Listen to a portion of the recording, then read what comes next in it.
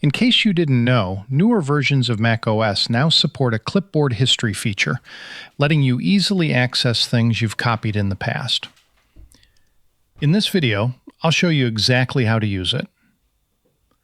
Normally, you press Command-Space to bring up Spotlight, where you search for everything from apps to files. But now, the search functions are divided into 4 specific categories. To jump straight to your clipboard, you just press Command-Space followed by Command-4. You don't even have to press them right after each other. As long as Spotlight is open, pressing Command-4 will bring up the clipboard history window. If this is your first time using it, just click Allow to enable a feature. Let's test it out by copying some text. First, I'll copy this lorem ipsum text. Then I'll copy a few other snippets. Now press Command-Space, keep holding the Command key, and press 4.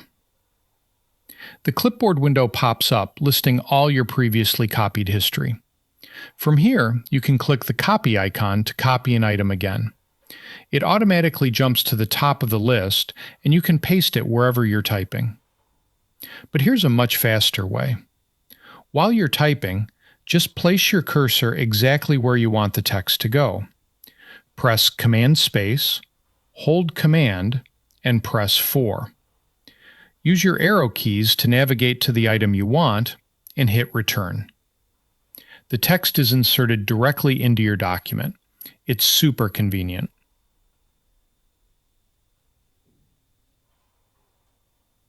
You can also tweak how this works in system settings. Just head over to your Spotlight settings, scroll all the way to the bottom, and you'll find a section called Result from Clipboard. Here, you can adjust how long your clipboard history is saved, or clear the history entirely if you want. Once you clear it, opening the clipboard again will show absolutely nothing. Alright, thanks for watching the video. See you in the next one.